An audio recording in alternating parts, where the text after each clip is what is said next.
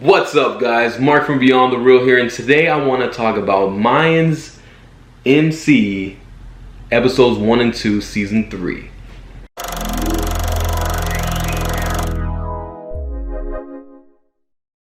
Alright guys, so let's get to it. I'm gonna put these two episodes together. If I miss something, just let me know down in the comments. We can talk about it down there, but I just want to talk about it as a whole because they were released back to back. So I got my notes here, so let's go through them. Easy is a full patch now. We saw that last season, which also Easy's a great character. I really do enjoy seeing his character and seeing what he's what he's gone through. It's crazy that he has that kind of vision that he can just see in the past, and he remembers that good. I wish I had that kind of vision. That would be awesome.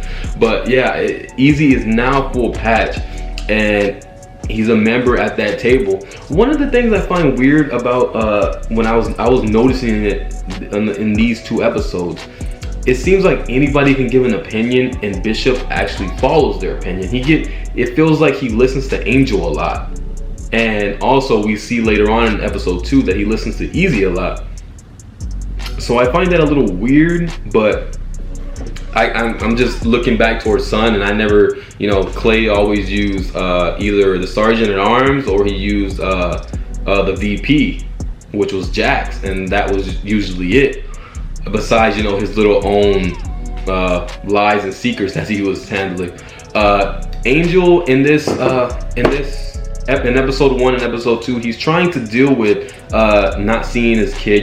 Potter has Adelita locked up, and he's just trying to deal with that, and he's dealing with it with alcohol and women, and he's just trying. It seems like he's trying to forget about it, but he actually he just can't. So he probably looks at his child's photo every single day, like how it showed in the episode. At the end of episode 1, he was looking at his child, and he's just like, there's nothing I can do. So then he just tries to get wasted and just tries to forget about it with women. Easy, he actually finds a love interest. I don't remember her in the last season. It felt like Mayans was a long time ago now, and so I'm actually, the character Gabby, she actually seems like she fits with Easy. It doesn't seem forced. It feels like they have good chemistry. It's kind of that cute little relationship at the beginning, and then later on it's gonna get really rocky. So I'm looking forward to seeing what's gonna happen between them, because we see her in a trailer. She's in the hospital, so maybe something happened to Easy, maybe something happened to Easy's dad, something like that. But it's gonna get crazy in this during this season. Bishop is awesome. I really do like Bishop. He really reminds me of Clay. It's like a Hispanic Clay, especially with the hair. And I really do like Bishop, how he stood up to the Kings, and how he said, you need us, we don't need you. So it really seems like they're gonna be fighting over that crown to see who's gonna be, which charter is gonna be king. Coco in this, he's been having issues with, he's been taking oxy, it's either oxy or cocaine he's been taking, and it just seems like he's just trying to lose it. He doesn't know what he wants to do at all, and it seems like he's just trying to forget, or he just wants to die. And his eyesight is back. I don't know if it's at 100%, but his eyesight is back, and he just going crazy. He's taking it out on his daughter, on his club members. And hopefully, throughout the season, I hope he doesn't die, because I really do like his character. He's really fun to watch. Border Patrol also has gotten pretty bad on this season. There was a scene where Easy, was talking to one of the girls there that were supposed to take drugs across the border, and she was acting so nervous at the border that the cop told her to pull over, but she decided to try to do an escape, and they put out the spikes, and she got taken away along with the drugs. So it's getting harder for them to send their product out, and that's why they're so behind, and the Kings are freaking out, because they their business is being impacted too. But we can't, I feel like you really can't blame Bishop and the guys, because their hands are tied. There's only so much that they can do.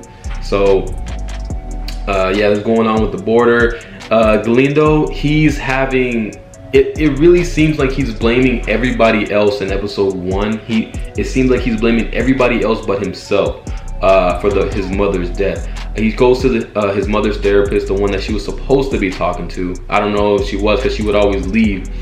So he tried to get information out of her. He tried to cry about it. I actually was 50-50. I don't know if he was actually crying or he actually wanted to just get the information, because you seen at the end of the conversation his face changes. So it could have gone both ways.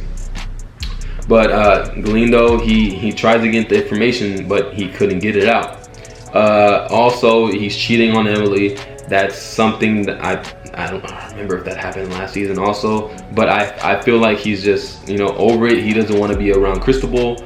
He just wants to be out of there. He's just trying to find some other way to blame other people for his own problems, his own actions, which is crazy, because even at the end of episode 1 he ends up killing the therapist, and that's crazy, and I don't see the reason why or anything. Is he's just blaming other people for his mother's death, so he's taking it out on everybody else. But that was mostly everything for episode 1. For episode 2, the group, I don't want to butcher the name, but it's Adelita's group that she was with last season. I think they killed 2 cops at the beginning, and they're just basically announcing that they're back. Galindo is having nightmares of his mom, and that's even triggering him more to figure out why she did what she did, and he's still blaming others for his neglect. He's not blaming himself yet. Maybe he'll realize it later down in the season. And this storyline, I really don't care about Galindo. I really don't. That storyline's not fun. Like this, it has 2 separate storylines with the club going on and the Kings, and then they have the Galindo storyline and the Galindo family. I really just don't care about. I don't know why that is. I just don't. The story doesn't seem interesting. I'm more interested in seeing how Easy is gonna take the ranks. Be that guy. But yeah, we also see Gabby, she's taking care of Easy's dad. She wants to be there for him. She wants to help him. And we see later on in the episode, she actually breaks through to Easy's dad, which is awesome. Easy also, later on, they were all at the table, and Bishop was asking him, is there any other way that we could do this? And Angel, he speaks up as soon as Easy speaks up and says, just fuck them. Let's do what we're gonna do. Let's take them out. Let's, we don't need them, basically. And that's what Angel's mindset is. Easy's mindset is he wants to have, that intelligent conversation and try to figure out a way out of things, which later on they do. Adelita, she ends up back with her group, and it seems like they're gonna kill her, but they don't. So now she's back with them. So we're gonna see how that's gonna play out.